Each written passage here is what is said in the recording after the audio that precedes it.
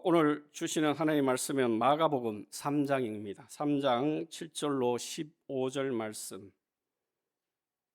말씀입니다. 신약성경 56면에 있습니다.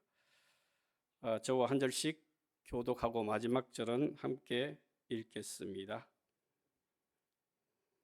신약성경 마가복음 3장 7절 읽겠습니다.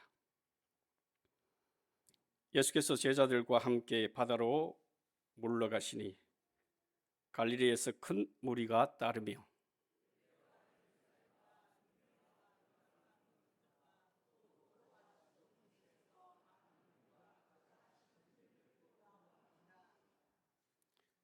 예수께서 무리가 에워싸 미는 것을 피하기 위하여 작은 배를 대기하도록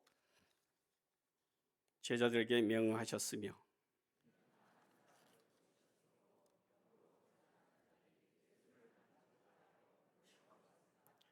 더러운 귀신들도 어느 때든지 예수를 보면 그 앞에 엎드려 부르짖어 이르되 당신은 하나님의 아들이나이다 하니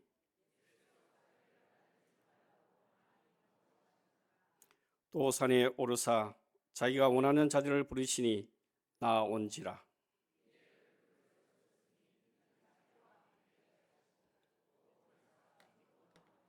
함께 읽겠습니다. 귀신을 내쫓는 권능도 가지고 가려 하심이로라. 아멘. 말씀 선포하겠습니다. 우리 정상은 목사님 나오실 큰 박수 부탁드립니다. 오늘 목사님께서는 군중과 제자라는 말씀으로 말씀을 전해 주시겠습니다. 큰 은혜 받으시면 감사하겠습니다.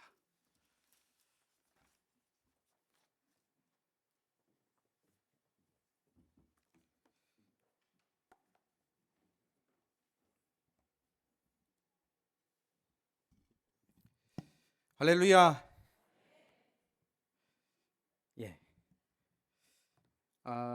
제가 초등부 설교를 하면서 애들이 가끔 집중을 못할 때가 있습니다. 그때 마이쮸를 준다 해도 말을 듣지 않고 이래 해도 말을 듣지 않는데 딱 한마디 하면 정리가 되더라고요. 뭐냐면 얘들아 10분 더 한다 그러면 다 조용해집니다. 여러분들 오늘 식사하시고 또 늦은 시간까지 사역하시느라 얼마나 수고 많으셨습니까? 피곤이 몰려올 때마다 기억하시기 바랍니다. 10분 더 한다. 제 친구가 중국 모 지역에서 이렇게 선교사로 있다가 얼마 전 안신년을 맞아서 이제 한국에 2달 정도 들어와 있습니다. 다른 한국인 선교사님들은 다 쫓겨났는데 이제 현지인과 결혼한 자기만 이 추방을 면하였다고 하였습니다. 선교하면서 이제 어려웠던 것들이 무엇이 있는지 이야기를 나누었는데 어려웠던 것들이 딱 하나 있다 하더라고요. 그것은 사역 자체도 아니고 물질적인 어려움도 아니고 공안의 감시도 아니고 바로 외로움이라는 감정이었다 합니다. 현지인 아내를 만나 결혼을 하고 이제 이쁜 아기도 태어나서 아름다운 가정을 이루었지만 또 교회 안에 믿음으로 성장해서 어느덧 자기를 도와줄 수 있는 그런 현지인 직체들도 생겨났지만 때로 같은 정서를 가지고 같은 말을 하며 그렇게 잘 지내던 사람들이 다 떠난 그 자리에서 이 불쑥불쑥 알기 힘든 극심한 외로움을 경험하게 되었고 그것이 코로나 팬데믹과 또 감시 대상이라는 이 상황과 겹쳐져서 마음이 점점 우울해지기 시작했고 이윽고 번아웃 문턱까지 이렇게 갔다 오게 되었다고 하였습니다. 저는 그것을 들으면서 참 고생했다 싶으면서도 깊은 공감을 하게 되었습니다. 예전 교회 한 권사님이 저에게 이런 말씀을 하셨습니다. 목사님 주변에는 사람도 참 많고 목사님 말도 실컷 하시기 때문에 마음에 쌓이는 것 없어서 참 좋겠습니다. 저한테 그렇게 얘기를 했습니다. 근데 그렇지가 않죠. 말을 많이 해서 시원한 것 같지만 그만큼 자기 속 이야기는 할 수 있는 대상들이 점점 없어지기 때문에 더 외롭고 답답한 일들이 많았습니다. 풍요 속 빈곤이라는 말이 딱이었습니다. 하지만 하나님께서 그렇게 힘들어하는 제가 기도하는 가운데 저의 그 사역의 이면을 보게 하셨습니다. 그러면서 저에게 이렇게 말씀해 주셨습니다. 야, 너 사역하는 가운데 문제와 외로움이 돌파되고 혼자가 아니라는 경험, 뿌듯한 경험들 강력하게 한 때가 너 얼마나 많으냐 저에게 깨닫게 하셨습니다. 여러분, 여기 앉아 계신 여러분들 대부분 한 가지 이상씩 이렇게 사역을 감당하고 계신 분들이 많죠. 우리가 언제 사역하며 힘을 얻습니까? 하나님이 주시는 은혜로도 사역을 얻지만 주변에 있는 사람들을 통해서 우리가 힘을 얻을 때가 많잖아요.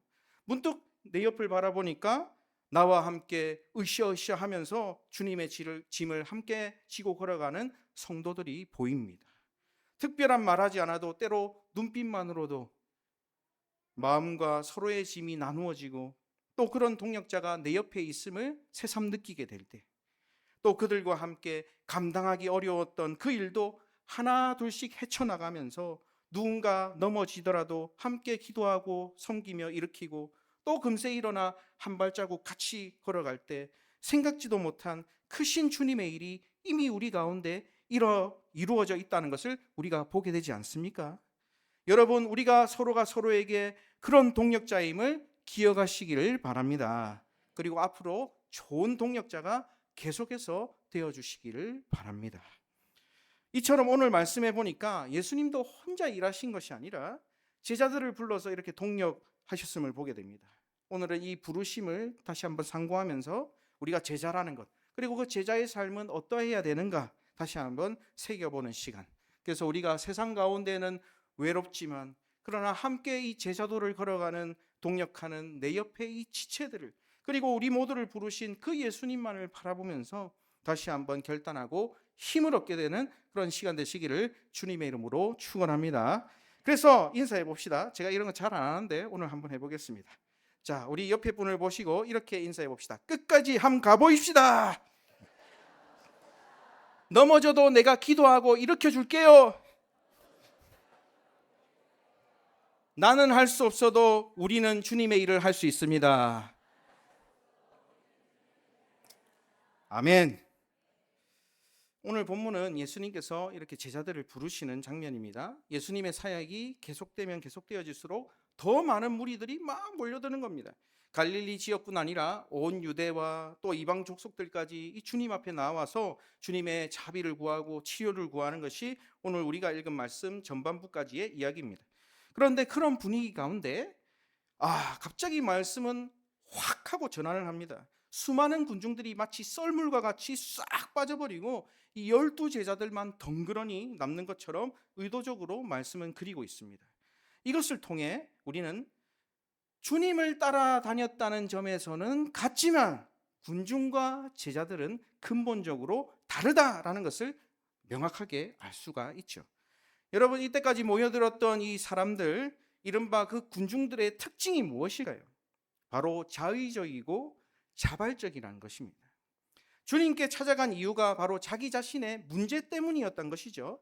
대부분 육신이든 정신이든 어떤 치유가 목적이었고, 또 일부 소수의 사람들은 그런 문제가 자신에게 없었음에도 불구하고 신비로운 기적을 보고자 하는 그런 영적 호기심을 충족하기 위해서, 또 어떤 사람들은 그토록 기다렸던 자신이 그리던 정치적 메시아를 보기 위해 온 사람들도 있었습니다. 이렇듯 이들은 다 자기의 목적과 자기의 일 때문에 주님을 찾아온 것이죠. 그런데 그런 군중들이 싹 빠져나가고 남은 12 제자들을 향해서 예수님이 이제 말씀하시고 또 부르시고 선포하시는 것입니다. 그런데 말씀은 그 남은 12명의 제자들을 뭐라고 지칭하고 있습니까? 우리는 여기에서 제자가 무엇인지 깨닫게 됩니다. 바로 13절입니다. 13절 초반부에 뭐라고 얘기하고 있죠? 예수께서 누구를 부르셨다? 자기가 원하는 자들을 부르셨다. 여러분, 그렇습니다. 교회를 좀 다녔다고 하면 자기가 예수님의 제자인지 압니다. 그리고 제자가 되려고 나름 애를 씁니다. 그런데 안타까운 것은 실제로 진정한 제자들은 그렇게 많이 있지 않다는 것이죠. 왜 그렇습니까? 제자가 무엇인지 이 시작점부터 삐걱거리기 때문입니다. 그러면 여러분, 오늘 말씀 13절에 제자는 어떤 존재라고 밝히고 있습니까? 이것을 생각하는 것이 너무나 중요합니다. 제자는 뭡니까? 내가 원해서 따라가는 자가 아니라 주님이 원하셔서 부르심을 받은 자라는 인식, 이것이 너무나도 중요한 줄로 믿습니다. 다시 말해 내 필요에 따라 주님을 따라가는 것은 군중이지만 주님의 필요에 따라 살아가는 사람이 바로 제자라는 것이죠. 이 전제에 진실되게 우리의 모습을 덧대어 보면 여기서 실상 우리의 모습이 군중인지 제자인지 알 수 있게 되는 것입니다. 물론 우리 중에 처음부터 나는 주님을 위해 다 희생하고 예수님을 위해 살아야지 하면서 새신자 등록하는 분 없을 겁니다. 저도 마찬가지입니다. 누구나 처음 주님께 나아갈 때에는 우리의 필요에 의해 나아가기 마련입니다. 우리가 아무리 주님 앞에 감동과 감격의 눈물을 흘린다 해서 냉정하게 말해서 여러분 그것이 주님의 유익입니까? 아닙니다. 엄연히 따지자면 나의 유익인 것이죠. 여러분 영혼의 구원 하나님이 기뻐하시지만 실상은 누구의 유익입니까? 나의 유익 아닙니까? 또 내 삶에서 누리는 간구와 기도 응답도 사실은 나의 것이고, 그러니 신앙생활이란 늘 나의 유익만 있는 것처럼 되어질 때가 너무 많다는 것입니다. 그런데 1년이 지나고 10년이 지나고 몇십 년이 지나도 여전히 이 상태에서 멈춰 있는 사람들도 있다는 것입니다. 그 예수님의 십자가는 주님께는 사실 이득이 하나 없고 오로지 나를 위해 나에게 전적인 유익임을 은혜로 고백하면서도 그 놀라운 주님의 은혜에 그 주님을 위해서 내가 무언가를 하기에는 늘상 너무 어렵고 고민하고 주저하게 된다는 것이죠. 그러다가 어느 순간 합리화하게 됩니다. 그냥 내가 잘 되는 것 그것이 주님의 유익 아니겠어? 그러다가도 어느 때 은혜 받고 큰 결단을 하기도 합니다. 이제 나는 주님을 위해서 무엇이든지 할 수 있다 결단하지만 막상 주님이 그것을 계산하실 때가 오면, 그것을 받으실 때가 오면, 주님 이건 이런 이유 때문에, 저건 저런 이유 때문에 내 기분이 지금 그렇지가 않아서요, 내 자존심이 지금 완전히 무너져 내려서요, 그렇게 내 개인적인 욕심과 유익, 감정 등은 주님 앞에서 한 걸음도 양보하지 못한다는 것입니다. 또 어떨 때는 하기는 하는데 자꾸 주님과 협상을 하려고 합니다. 주님 알겠습니다. 그런데 내가 여기까지는 할 수 있습니다. 이 정도 선까지는 할 수 있습니다. 아무리 주님께서 하라고 하시지만 이 선 넘어 있는 것들은 나의 것이 아닌 것 같습니다. 주님 내 사정 아시지요? 그런 경우가 너무 많다는 것이죠. 그러니 그렇게 나를 구원해 주신 은혜에 감사 감복하고 매일같이 눈물을 흘려도 내가 정해놓은 그 선 이상을 뛰어넘어가지 못한다는 것입니다. 누군가 표현했듯이 믿음의 임계점을 돌파하지 못한다는 겁니다. 그러니 다시 부딪혀서 제자리 그것만 넘어가게 되면 내가 그동안 경험하지 못했던 놀라운 하나님이 주시는 영적 세계가 펼쳐지는데, 또 순종의 열매를 이제 드디어 먹을 수가 있는데, 그 임계점에서 날마다 넘어지고 또 넘어지니 우리보다 주님이 얼마나 더 답답하실지 생각해 봅니다. 모든 주님을 따르는 자들의 한결같은 모습, 여러분 성경에 보시기 바랍니다.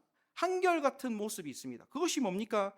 도무지 넘기 힘든 그 믿음의 임계점을 단숨에 넘어버렸다는 것입니다. 여러분 베드로를 포함한 어부 제자들 어땠습니까? 자기의 생명줄과 같았던 그물과 배를 버리고, 심지어 야고보와 요한은 자기의 가장 든든한 백그라운드이자 대단한 힘을 가지고 있었던 당시에 이 유지였던 자기의 아버지마저도 버리고 주님을 따랐습니다.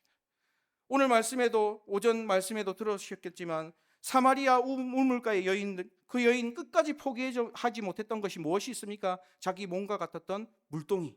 이 물동이를 버리고 그토록 피하고 싶었던 군중 속으로 전도자가 되어 달려갔습니다. 여러분 오늘도 마찬가지입니다. 다르지 않습니다. 우리에게 주어진 그 믿음의 임계점을 단숨에 넘어야지 자꾸 우리가 세상 가운데 숨고르기를 한다면 우리는 결코 제자의 삶을 이어갈 수가 없는 것입니다. 그렇게 의미 없는 숨고르기하며 아무리 내가 주님의 말씀이라 해도 뛰어넘지 못하는 나의 모습을 볼 때면 때로는 내가 1만 달란트 빚진 자와 같지 않나 그런 생각도 해보게 됩니다. 주님은 아무 자격 없는 나에게 정말 감당할 수 없는 큰 선물로, 그 은혜로 구원을 베푸셨는데 우리는 주님의 교회, 하나님의 나라, 그것을 위해 작은 것이라도 할라치면 나도 모르게 자꾸 내 머릿속에서 계산기를 두들기게 되고, 이것저것 이것이 가당한 일인가, 낭비되는 일은 아닌가, 합리적인 일인가, 더 좋은 일에 쓰일 수 없는가, 그렇게 재고 따지고 그러다가 결국 포기하기 일쑤이기 때문입니다. 제가 많은 교회에서 사역을 하진 않았지만 제가 있었던 교회들은 늘 그랬던 것 같습니다. 교회에서 무언가를 해야 될 때 가장 먼저 저와 같은 부교육자에게 전화가 옵니다. 전화가 와서 뭐라고 여쭤보시느냐. 전사님, 목사님, 그거 왜 해야 됩니까? 그거 꼭 해야 됩니까? 누구든지 한 분 이상씩은 물어오십니다. 아직까지 대형교회에서는 물어오시는 분이 없었습니다. 마침 오늘 장학 헌신 예배인데요. 제가 전에 있던 교회에서 가장 큰 이슈가 되었던 일 중에 하나가 장학에 관한 것이었습니다. 바로 봉사 장학금 문제였습니다. 제가 전에 사역하던 지역이 워낙 외진 곳에 있다 보니까 이제 졸업해서 타지에 나간 대학생들이 고향 교회에 오는 것이 너무 어려운 일이었습니다. 그래서 대부분 졸업하면 교회를 옮기게 되고 또 타지에 나가면서 신앙을 다 잃어버리고 또 그렇게 했었는데 어느 날 교회에서 큰 결단을 했습니다. 봉사 장학금을 주기로 한 겁니다. 거의 대부분의 대학생들이 이제 주일에 와가지고 교육기관과 찬양팀, 방송실 등등을 섬기게 되었습니다. 근데 문제가 뭐냐? 이미 그 교회에서는 성적 장학생 위주로 50년 동안 주고 있었던 성강 장학금 제도가 이미 있었던 것이죠. 근데 갑자기 없던 봉사 장학생을 만들어 가지고 많은 장학금을 이렇게 지출하다 보니까 가장 먼저 민원이 들어온 것이 이러다가 기금이 고갈되면 어떻게 하나. 더불어서 장학금 성격이 이렇게 마음대로 달라져도 되는가? 막 이렇게 기존에 오래 교회를 다니시고 장학헌금을 꾸준히 해오셨던 분들이 거기에 의문을 품고 막 불만이 쌓여져 간 것입니다. 그래서 공개적인 회의 시간에 이러저러한 상처가 되는 말도 막 오가고 그것을 들은 학생들도 상처를 받고 이런 일들이 있었습니다. 그런데 그것이 몇 년간의 진통 끝에 이제 정착되고 나서 이후부터 놀라운 일이 일어났습니다. 외진 시골 교회에서는 상상하기 어려운 많은 청년들이 주일만 되면 교회에 돌아와 교회 이곳저곳에서 이렇게 일하는데 청년들이 없으면 예배 진행이 되지 않을 정도로 이제 곳곳에 섬기기 시작한 겁니다.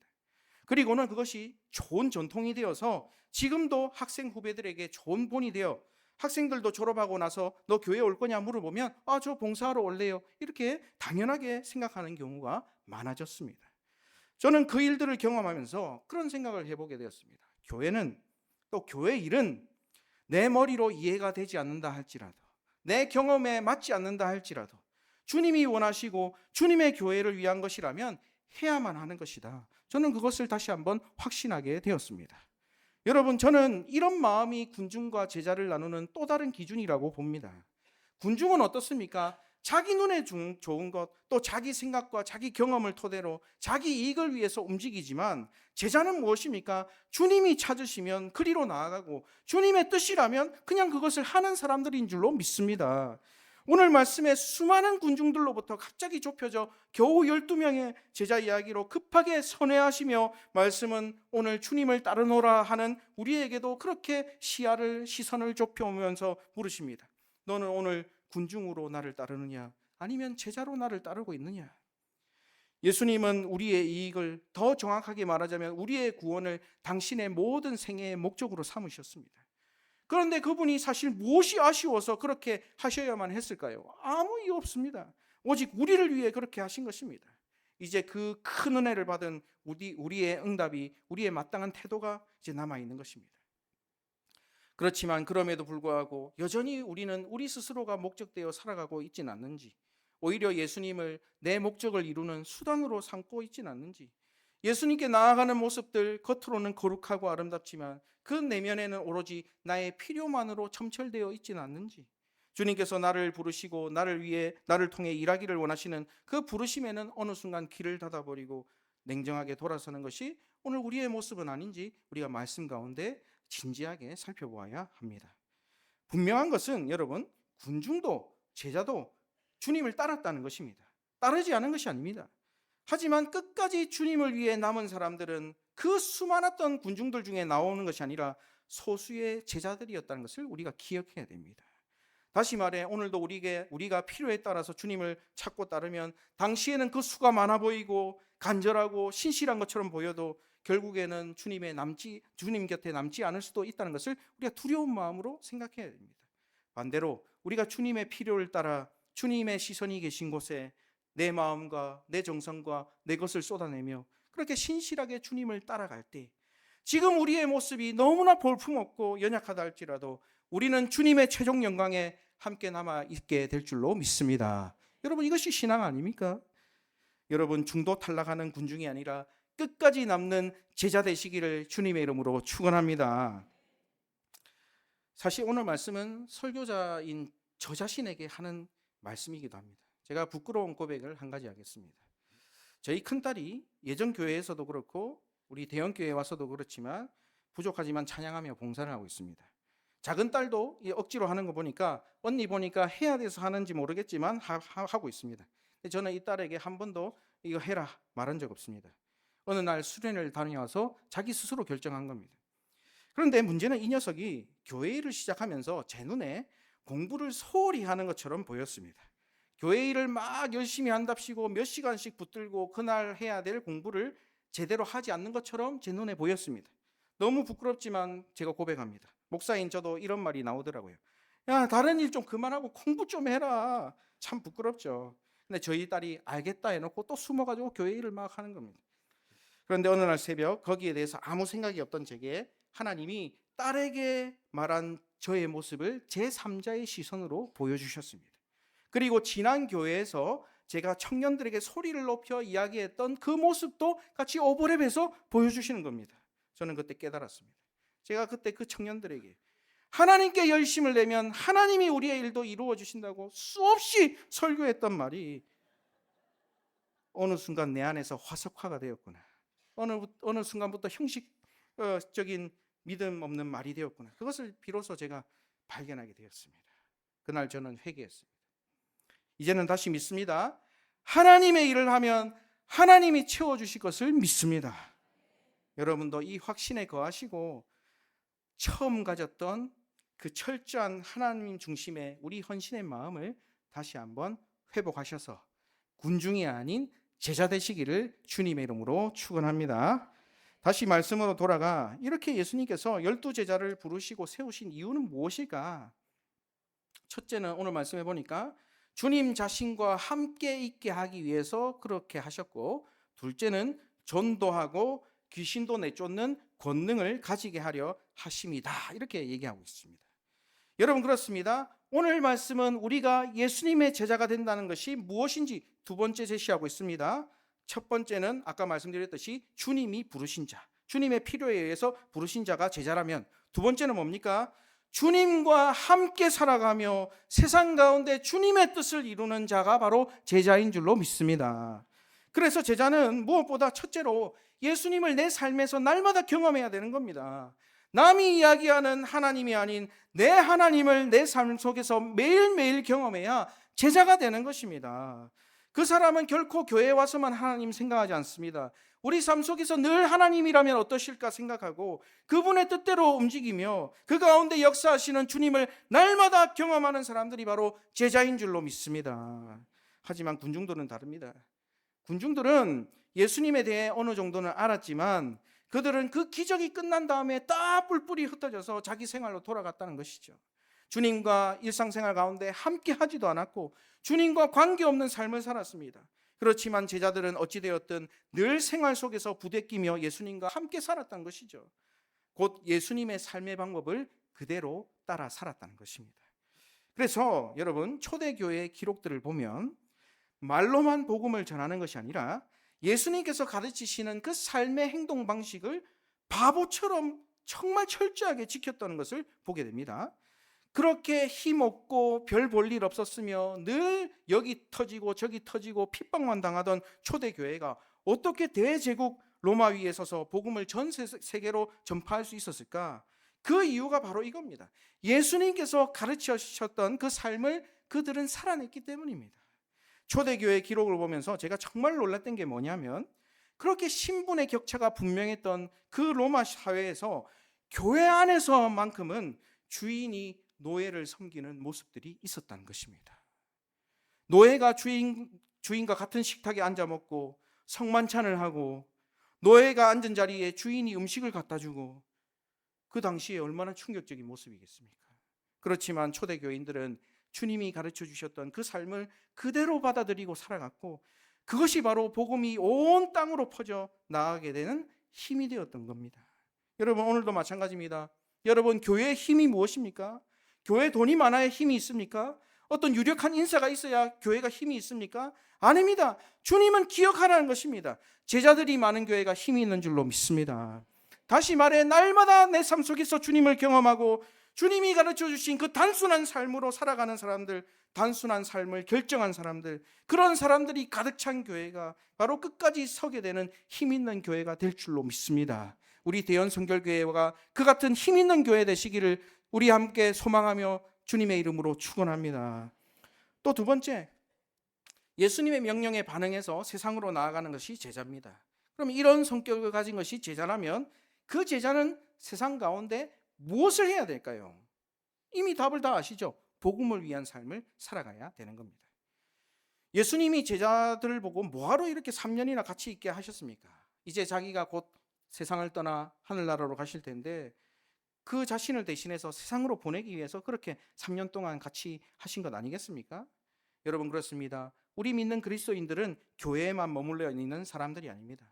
교회에서는 열심히 머물면서 세상에는 한 발자국도 나가지 않고 아무것도 하지 않고 심지어 내가 교인이란 것도 감추고 심지어 더 심한 경우 부끄러워하는 그런 경우도 많다는 것이죠. 이건 결코 제자가 아닙니다.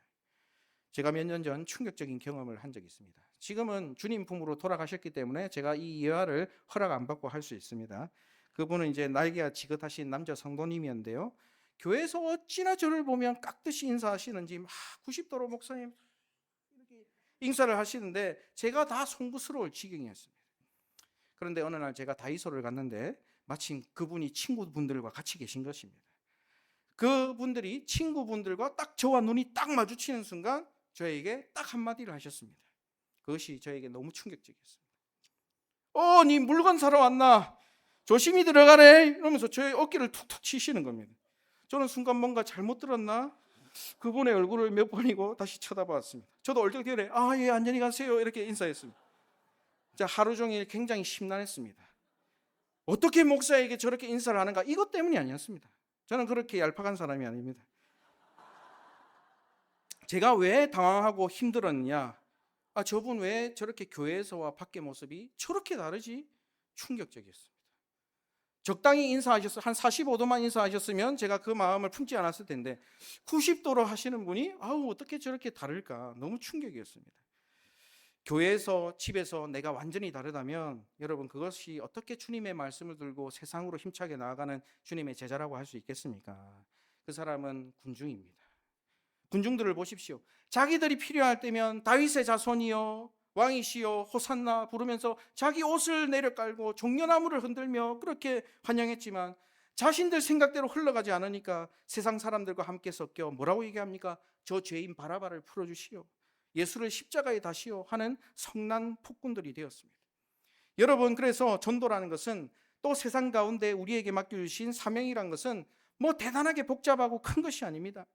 중요한 것은 뭡니까? 최소한 내가 교회에서 말하고 살아가듯이 세상에서, 가정에서, 직장에서, 학교에서 살아가는 것입니다. 이것이 바로 우리에게 맡겨진 전도입니다. 그래서 제가 우리 교회에서 예배 시간마다 담임 목사님이 나누시는 그 인사말이 좋습니다. 무엇입니까? 우리는 걸어다니는 전도지입니다.